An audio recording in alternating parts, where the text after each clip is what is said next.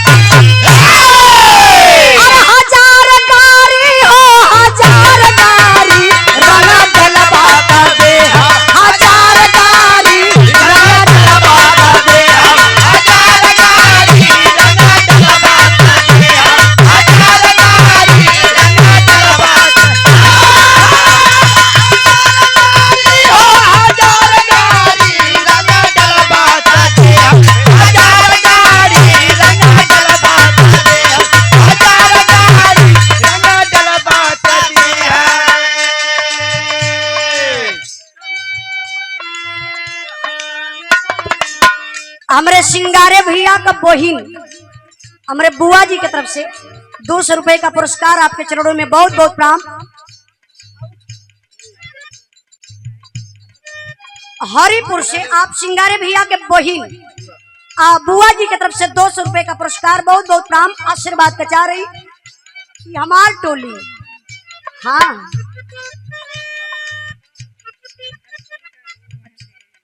बब्बन यादव हरिपुर से आपके तरफ से 200 रुपए का पुरस्कार आपके चरणों में बहुत बहुत प्रणाम। आशीर्वाद का चाह रही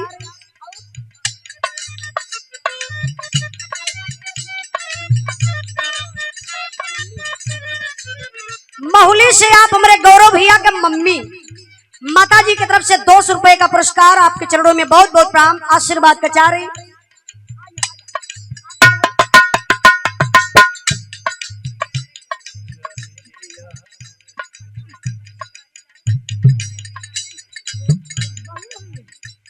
भैया सिंगारे भैया के तब बहू कहाँ था? अरे मैडम है ना आपका? भैया कौन देवी देवता पूजले रहला, बड़ी सुंदर पौले है। 12 सिंगारे भैया बम्बई लेके रहा कि यही यहाँ रहनी आप बम्बई कैसा का है? भौजाई के साथे लेके रहा कैली, इतनी सुंदर भौजाई के तू गांव में छोड़ के बम्बई में रह। लेकिन हमारे भाभी सी बड़ी भौजाई माई के समान होली। हमारे दल सिंगारे भैया का धर्म पत्नी सॉरी राम सिंगारे भैया राम सिंगारे भैया कहिए उजाला नहीं मन नमो चेंज कर डाली तब का फिर मैं हरारू भी चेंज करे पड़ी भैया। और तो भाभियों चेंज हो जाइए। राम सिंगारे भैया के तरफ से, अच्छा नहीं, राम सिंगारे भैया के धर्म पत्नी हमारे भौजाई के तरफ से सुंदर पुष्पहार और 500 रुपए का पुरस्कार। एक बार जोरदार ताली बजा के आप लोग स्वागत सम्मान करिए। बहुत बहुत धन्यवाद भाभी के।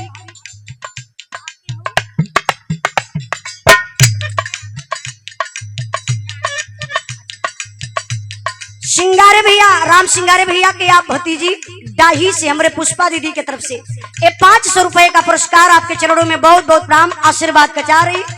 एक बार जोरदार ताली बजा के आप लोग स्वागत कर दें। नारी शक्ति जिंदाबाद। अच्छा लगल अमान गावे के रोज गाईला, बहुत बढ़िया लगल ई हमान के। काहे ना बढ़िया लगी, काहे 2-4 हजार हो गए इकट्ठे। अरे ये बात नहीं, हमारे कहले का मतलब ये हो कि हमार माई बहन वहां से यहाँ ले अली। पूछला और क्यों बचल ना है ना।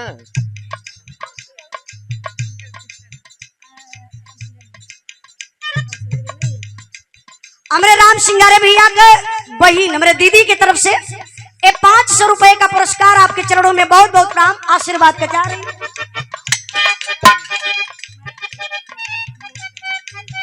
हमारे महेश भैया का धर्म पत्नी हमारे भौजाई की तरफ से ये 500 रुपए का पुरस्कार आपके चरणों में बहुत बहुत प्रणाम आशीर्वाद का चाह रही। हम बताइला राम सिंगारे भैया, दिनेश भैया कहाँ गई ना?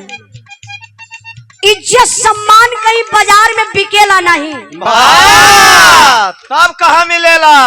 इज्जत लिहल जाला और इज्जत दिहल जाला। तेतनी उम्र में कई जने की इज्जत रहले मास्टर साहब। अच्छा कौन इनके पे सरकारी बिल्ला लगल कि इज्जत लूटल? बुरी नजर वाले तेरा मुंह काला, बाहरे अंग्रेज साला चमकत है एकदम। राम सिंगारे भैया तन इनकर मुहा देखा, पहले ना करिया नाग नियर चमकत हुआ। भले करिया हुआ लेकिन अपने मेहरारू का मरद हुआ। मेहरारू कौन के अपने समझन का मरद हवन। चलो ठीक आई वो गीत का लाइन बा। कौन गीत रहल मास्टर साहब?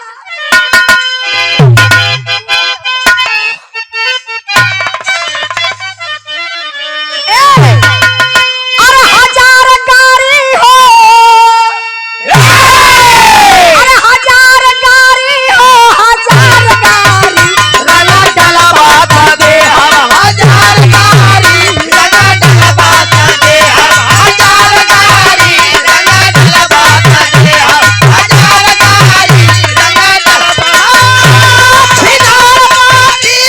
छिनार बाटी देखा मंगल का बहिना, छिनार बाटी देखा मंगल का बहिना, छिनार बाटी देखा मंगल के बहिना, छिनार बाटी हो छिनार बाटी देखा मंगल के बहिना, छिनार बाटी देखा मंगल के बहिना, छिनार बाटी देखा मंगल के। जब चौधरी बनत रहा है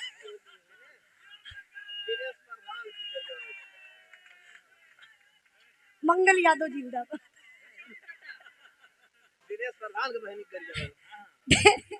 दिनेश प्रधान के बहिनी के गरियावे के बाद अच्छा गाड़ी का नाम आ जाता दिमाग से उतर जाता, लिख के देवल करिया तब उनकी हम गरिया देवल करब। ये 200 रुपए का पुरस्कार बहुत बहुत धन्यवाद। और हमारे दरोगा भैया गीता नगर से ये भाव पर डाला है कि देखा मंगल का बहिना छिनार बाटी। इज्जत का बात, इज्जत इहो पर डांटे थे नहीं देखा केहू को मार। अच्छा भैया के जानत रहला के नहीं के नाम मंगल हो? जानत रहला लोग? नहीं हो नहीं जानत रहला। थोड़ा सा इज्जत का नहीं केहू ना केहू ना जानत रहला। बैठा अरे सभे मत चक्कर में पड़ जा, बेचारे के कुल बहिन बिया गई है। खाली एक पीस बचल है। इज्जत का बात है, बचा ले इज्जत बचा। कौनो बात ना हो, चली ना कौनो बात ना आप लोगन के तो ठीक बा। एक लाइन और बा कैसे मास्टर साहब? वो लाइन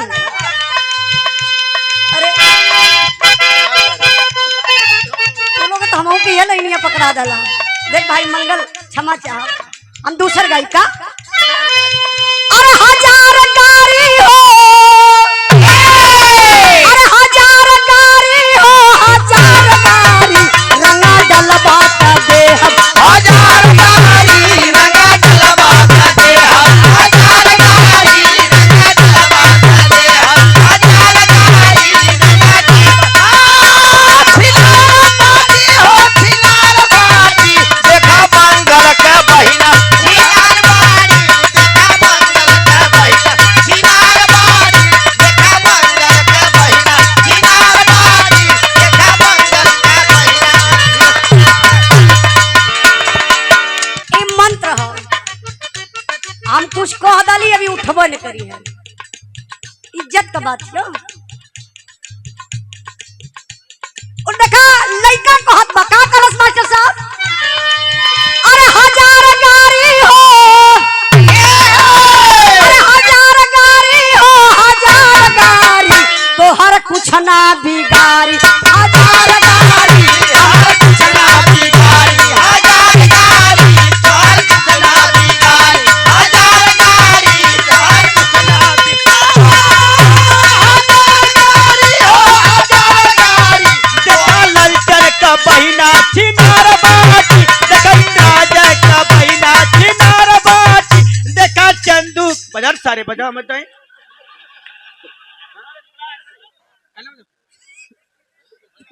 दिनेश प्रधान के घर गए थे।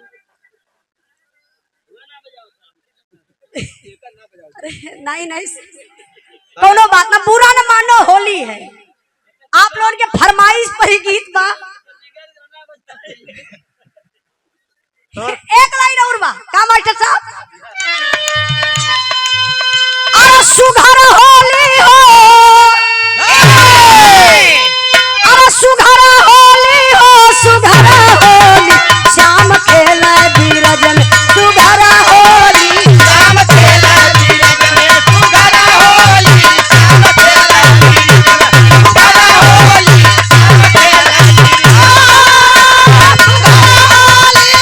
सुघरा होली, देखा मंगल का बहिना सुघरा होली, देखा मंगल का बहिना।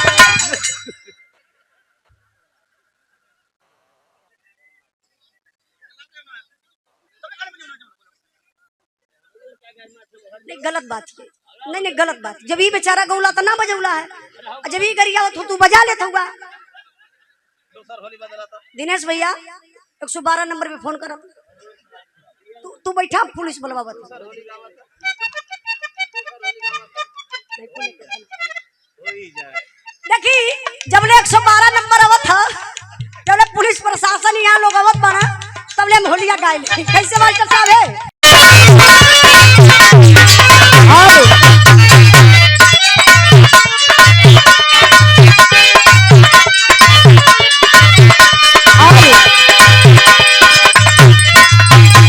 ये साउंड बढ़िया था, साउंड।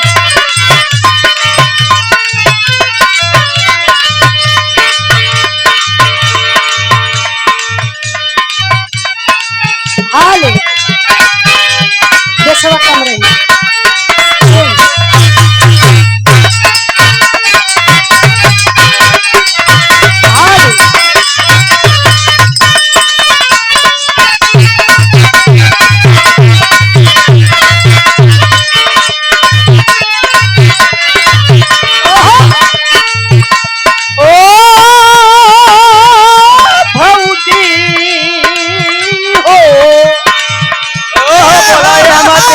बोला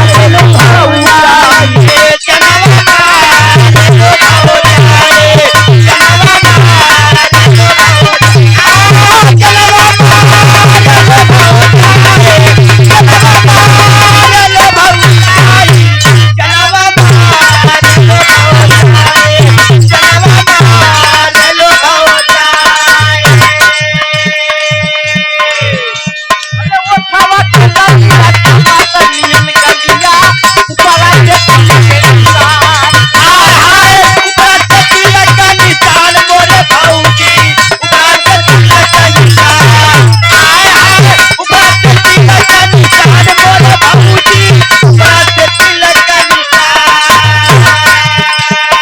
ऊपरा के ललिया टमाटर नियन गलिया ऊपरा से तिलक के निशान हाय हाय ऊपरा से तिलक का निशान मोरे भौजी ऊपरा से तिलक का निशान हाय हाय ऊपरा से तिलक का निशान मोरे भौजी ऊपरा से तिलक का निशान एनु लचका जब पतरी कमरिया माने लुका गंगा बाबे पार हाय हाय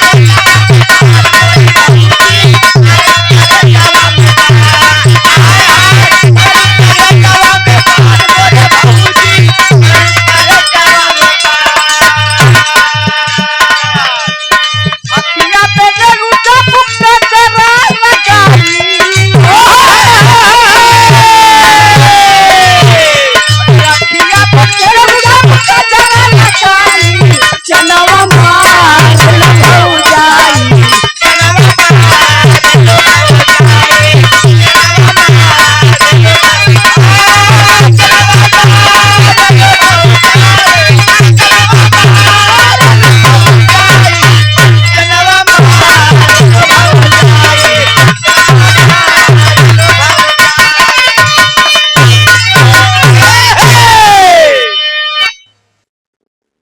वाह वाह रे मास्टर साहब वाह हमरे मास्टर साहब एक आठ नमूना रखले रहेल हाँ आई कुल नमूना तो इनके बाएं दाएं हाथ का खेल बा वाह जनवा मारे लूब हो जाई हाँ, भैया वो देबा बोले खातिर आज नया कपड़ा पहन कर हाँ तोरे तो छाती में करकता है ना का कपड़ा अजय भी स्वेटर पहन के आले मास्टर साहब पता है कि ना तो की महाभारत भलल घर में फिर हम चोरी से बता दे देखी जब हम गाय के बैठल रही तब ही भैया पुरस्कार दे के लगत चल गए कि हम ही ना बता सके सम्मान कैलन मूर्ति देवी और चटलू बहू की तरफ से वाह का चटनी चटनी ना नाम नाम है ना भैया मूर्ति देवी और चटलू बहू की तरफ से चटनू हाँ? चटनू चटलू ये तो समझ में ना आवत हो 100 रुपए का पुरस्कार अच्छा पहले का ये कुल नमोए न रहे वाह का नाम रहा चटलू पकड़लू धैलू हाँ निरहू घुरहू कतवारू हाँ खेदू लखेदू चहेटू हाँ ये कुल नाम रहा बौड़ो बिन्नर राम प्रसाद प्रताप राम अच्छा देखिए पहले का नाम रहे लेकिन आज के जमाना के मॉडल नाम हो बदल गया सिंटू पिंटू मिंटू चिंटू हाँ टायर ट्यूब पंचर भास्ट ये कुल नाम कल हाँ इनके पोता का नाम गुदे हो बिक्किया एठे का नाम बुलेटिया अब देखा साइकिलिया कहिया होला तैयारी है साइकिलियों के सम्मान कैलन अच्छा ये हमारा बड़का भैया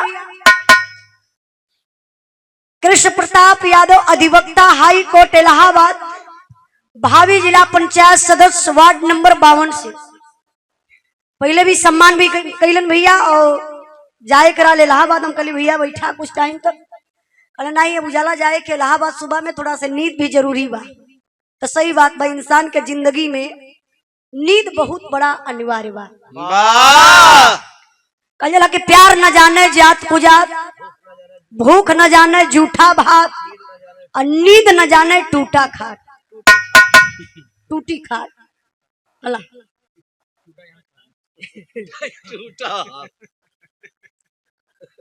बहुत बढ़िया आप लोगों के प्रेमचंद भैया की तरफ से सुने के मिलल ये भैया हल्ला मत करिए भाई साहब हेलो हेलो का कौन बात चल थी देखा विराह से मतलब है ना भैया भैया थोड़ा सा शांति रहे बिरहा सुनबा तो मजा पैबा।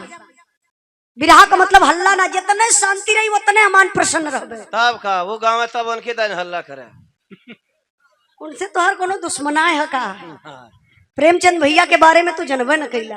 अरे हम खूब जानत थे। बहुत अच्छा और राजा इंसान हुआ, वाह गुरु भाई हम बहुत बढ़िया इंसान। वाकई में हम देखत रहिए प्रेमचंद भैया कितना बढ़िया भैया। अच्छा अच्छा आप ही के ना, हम तो पहचान गई। हमारे सुरेंद्र भैया, ये सुरेंद्र भैया हमारे दिनेश भैया का छोट भाई सुरेंद्र भैया पिंडरा बनारस के धरती से चल के आलू। भैया के बियाहे में मन गलली बिरहा गावे। अब भैया के तिलक में भी गावल गल, बियाहे में भी गावल गल। अब वही लड़का का बहना की ना हाँ ना भयल हो तब बताया तू का करवा। अरे हाँ जोगाड़ भाई। अच्छा अभी अब अप्रैल के बाद नहीं अभी अप्रैल में फिर प्रोग्राम है ना। अच्छा 25-26 अप्रैल के फिर भैया के घरे अमान के बराती में कार्यक्रम हो। बतौली ना कि केहू एक कलाकार रही, एक उजाला यादव जरूर रही है। नहीं हे भैया लड़का बहने गिरा सुरेंद्र भैया का थे एक का बहन भाई मर्दवा 3 साल में एक लड़का होगा। चला अच्छा बढ़िया बात है। नहीं तो इनसे मत कबो संपर्क कर भैया, ये बहुत दुष्ट आदमी हो। बहुत बहुत सुरेंद्र भैया के प्रणाम है। 200 रुपए का पुरस्कार देके सम्मान किलन। सब भाई लोगों के नमस्ते प्रणाम। बतौली की बिरहा जगत में बहुत सीधा साधा गवैया, बहुत सीधा सीधा साधा गवैया, अच्छा इंसान। अरे पाल से पूछा जाए के गुरु भाई हम ना देखा प्रेमचंद भैया कुछ लगा था राज। देखा हम ना जी कह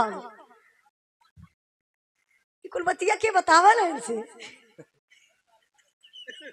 एक दिन पिछवारे नेटवर्क पकड़ावत रहने। कुछ भी हो लेकिन हम बहुत भैया के मानीला। अब वाकई में बहुत मानीला। काहे से भैया का व्यवहार बहुत बढ़िया है, लेकिन पता नहीं काहे इनके और इंद्राज भाई में पटत ना। ये हम समझना पौली आज तक। अब तू देखत रहा जितना लोग स्वागत करना है भैया ओके ओके वापस माला पहनाए के स्वागत करना प्रेमचंद भाई। अरे भैया तो ना समझ पाउलू है ना का वो ठगे काम करत रहना है कि 2-4 जने पहना है तो 2-4 जने बेसी आ जाई। अच्छा प्रेमचंद भैया तब का वो दूर का चलल हुआ कि तू दूर का चलल हुआ। अरे हाँ मन से बहुत दूर एक चलल है। चलिए अपन अपन समझौता कर लिया प्रेमचंद भैया। महफिल बड़ा बढ़िया बा।